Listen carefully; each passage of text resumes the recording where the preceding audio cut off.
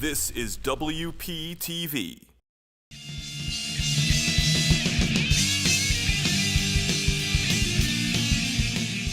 Welcome back, everyone, to our season finale franchise face-off, the big one, Star Wars versus Star Trek. Each team will start by giving a 30-second opening statement as to why their side is superior. Then we'll go through the categories where these fanboys and girls can finally make the countless hours they dedicated to these franchises still useless. They asked me to flip a coin because it apparently matters who goes first. They did not give me the coin. Star Wars, you go first because I like you. Okay. Go ahead, Erik. All right, so Star Wars is arguably one of the most, if not one of the most long-lasting film franchises ever conceived. It's not only technologically innovative, but it's also inspired generations of filmmakers and has progressed the film industry beyond limits that it could have if Star Wars didn't exist prior. And it's still inspiring people today. All right, Star Trek, hit it. I'll take it. So Star Wars is a good series, I'll give it that, but Star Trek has been around as a TV series, as a movie series, as a franchise in general for over 50 years. 700 episodes of TV, 13 movies, a franchise which has made people want to become engineers, become scientists, become captains in the military because of characters they've seen on television. I know people who have wanted to become like pilots because they saw an episode of Star Trek when they were a kid and were like, I wanted to do that. All right, so for our first category, it is story. Star Wars, go first. All right, so we clearly have the better story here.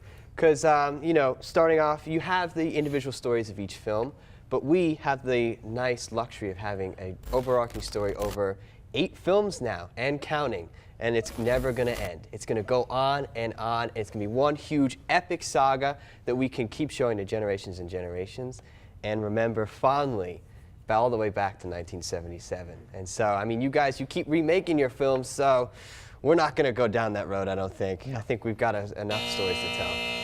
Okay, Star Trek. Right. Star Wars literally copy-pasted Joseph Campbell's hero's journey and put it in space. There's no depth to the story of Star Wars. Star Trek has stories about politics. There are entire episodes that are people sitting in a room talking about what it means to be a person of the next generation. Star Trek has unparalleled depth for a sci-fi series, and it continues to offer this to this day even.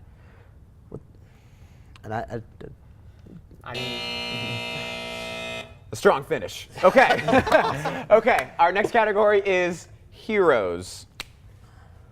All right, so we have Luke Skywalker, who is one of the greatest movie characters ever conceived, purely based on the idea if you have a guy who is living this life of kind of going nowhere, and he dreams of doing something great with his life. And I think that's something so many people can relate to. And you see this guy, and he's able to accomplish these things. He's able to accomplish his dreams and goals. He's able to go through hell and come back. And it's just an amazing arc to follow. And that's just him, not to mention Han Solo and Leia. Excellent point, Tom. Okay. Thank you. Star Trek, your turn. all right, I'll just say this. Each series has its own heroes. You have Captain Jean-Luc Picard, who's the diplomatic, quiet, doesn't want to fight. You have Captain Kirk, who's your fighting captain. He solves it with brains and brawn. Then you have Sisko, the captain of Deep Space Nine, having to deal with adversaries, and by dealing with them, does it in not so good ways. You have Catherine Janeway, who's the explorer, who gets lost in a quadrant that she has no clue about, trying to get her crew home. And you have Captain Archer, the first ever captain. All right, it's getting hot in here. Next category, villains.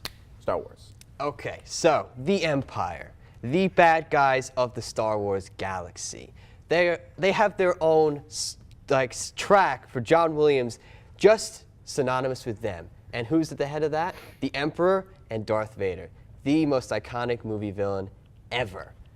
Even the new movies, they cannot get away from Darth Vader. That's how much of an impact he's had on the Star Wars universe and filmmakers as a whole. Everybody tries to achieve that Darth Vader in their film, franchise, anything, and no one really has been able to accomplish it since.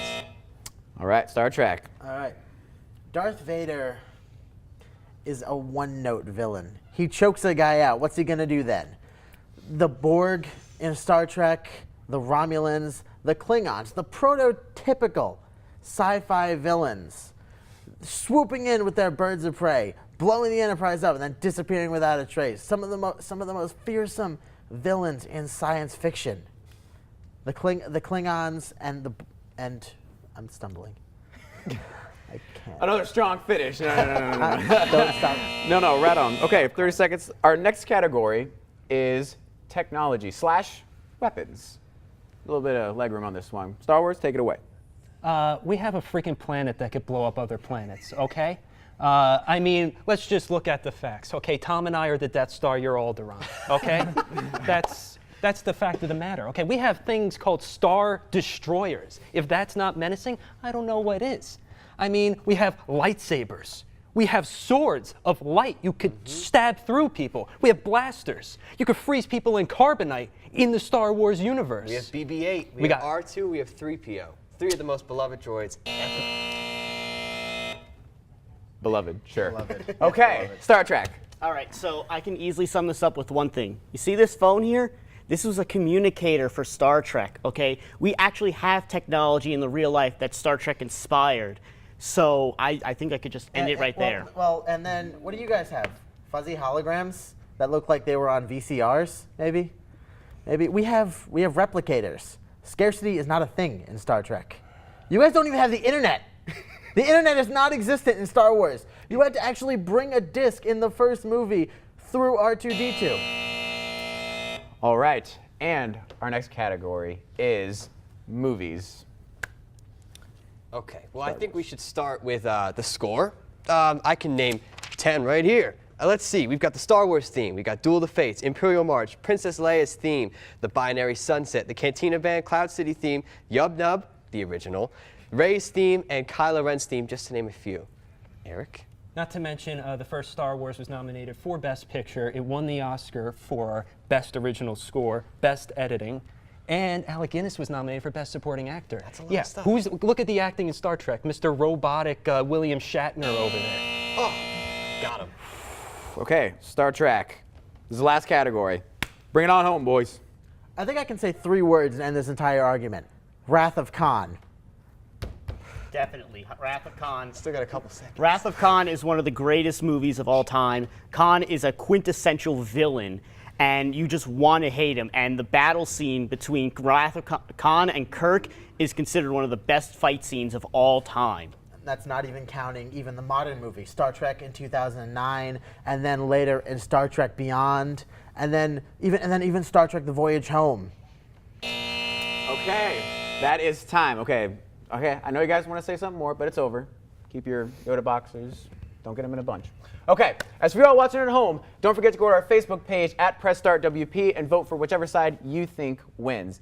As I stated earlier, this is our last episode of our first season. So guys, we made it. We made it. Yeah. So I want you all to know who are watching, while we know the show isn't big time, the writers, the crew, the cast, the time all of us put into this show and the heart we put into it is definitely big. And the gratitude we have for all of you watching is even bigger. So thank you all for watching. Follow our social media and keep up. And if you want to keep up with me, follow me on Twitter and Instagram, Snapchat at HeyDaveDawson. I'm very lonely. We'll see you guys next season. Good night.